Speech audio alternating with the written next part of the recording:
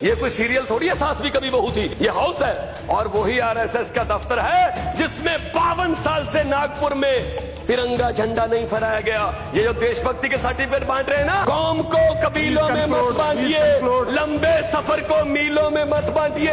एक बहता दरिया है मेरा भारत देश, इसको नदियों और झीलों में मत बांटिए। अगर पब्लिक हमें वोट ना करती तुम भी यहाँ नहीं होते, फिर राज्यसभा में आना पड़ता है जेटली जी साहब की तरह। तो आइए लेकर चलती हूँ आपको संसद भवन में, जहाँ आप देखेंगे कि किस तरीके से भगवंत मान ने अपने पूरे भाषण से बीजेपी को एक्सपोज करके रख दिया है। जी हाँ, जरा सुनिए उनके इस भाषण।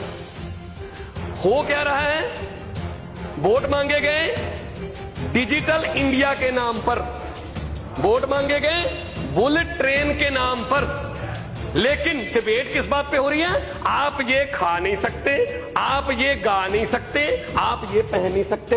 ये गाय भैंस बकरी कहां से आ गई?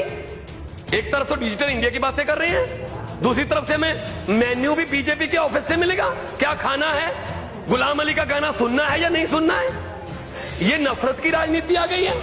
नफरत की राजनीति कैसे आ गई है हमें? किसानों के लिए क्या किया?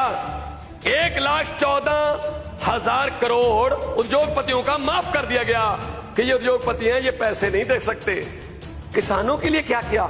मैं पंजाब से आता हूं, पंजाब में एक छत के नीचे 3-3, 4-4 विधवाएं रहती हैं। 2 बेटे मर गए जी, बाप मर गया, सुसाइड कर लिया। क्यों? फसल बर्बाद हो गई थी, कर्जा था। कितना कर्जा था? 80,000 रुपए। अरे किसानों के लिए तो कुछ सोचिए। स्वामीनाथन की रिपोर्ट कहां गई? स्वामीनाथन की रिपोर्ट, प्रधानमंत्री जी ने कहा था इलेक्शन कैंपेन के, स्वामीनाथन की रिपोर्ट को लागू करेंगे। कहां गई वो? कुछ नहीं है। आपको ताज्जुब होगा, किसान अपनी बेटी की शादी भी किडनियां बेच बेच के कर रहा है। जो पूरे देश को रोटी खाना खिलाता था वो खुद भूखा सोने पर मजबूर है।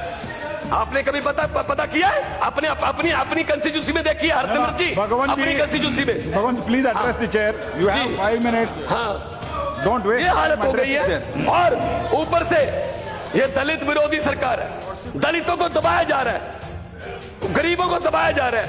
एचआरडी मिनिस्ट्री 5-5 लेटर लिख रही थी, वो चिट्ठियां नहीं थी, मौत के वारंट लिख रहे थे। एक इतना युवा, इतना टैलेंटेड हमारा यूथ आत्महत्या करने पर मजबूर कर दिया। उसके ऊपर उसके बाद एचआरडी मिनिस्टर जो है वो बड़े भाषण दे रही है, गुस्से में, इमोशन। ये कोई सीरियल थोड़ी है, सास भी कभी बहू थी। ये हाउस है, यहाँ पे अपने तरीके से बोलना चाहिए। इसका मतलब ये थोड़ी है कि आप जो भी बोल दोगे वो पास है, उसकी तारीफ हो रही है, वाह वाह वाह वाह वाह वाह। क्या हो रहा है ये? मैं ये कहना चाहता हूं, पाकिस्तान के साथ हमारे संबंध कैसे हैं? क्या बोल रहे थे मोदी जी? एक सिर काटेंगे हम 15 लेके आएंगे। क्या हुआ? वो चाय पी रहे नवाज शरीफ के साथ, उनको अचानक से हमारे देश का प्रधानमंत्री, the biggest democracy of the world, उसका प्रधानमंत्री बिना बताए, बिना अपोजिशन को बताए लाहौर में उसका जहाज लैंड कर जाता है।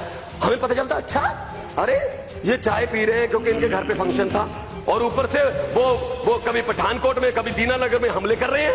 क्या हुआ और प्रधानमंत्री जी जाते हैं आरएसएस के एक फंक्शन में, वहां कहा जाता है कि ये बहुत ही सच्चे संघ सेवक हैं, और वही आरएसएस का दफ्तर है जिसमें 52 साल से नागपुर में तिरंगा झंडा नहीं फहराया गया। ये जो देशभक्ति के सर्टिफिकेट बांट रहे हैं ना, ये देशभक्ति के जो हमें अब देशभक्ति के सर्टिफिकेट बांट रहे हैं, इन्होंने तिरंगा नहीं फहराया था 52 साल तक। क्यों?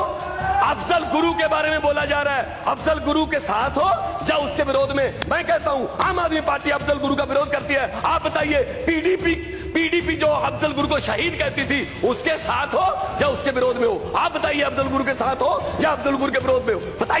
बताइए। उनके साथ आप सरकारें बना रहे हो, उन्हीं के साथ आप सरकारें बना रहे हो।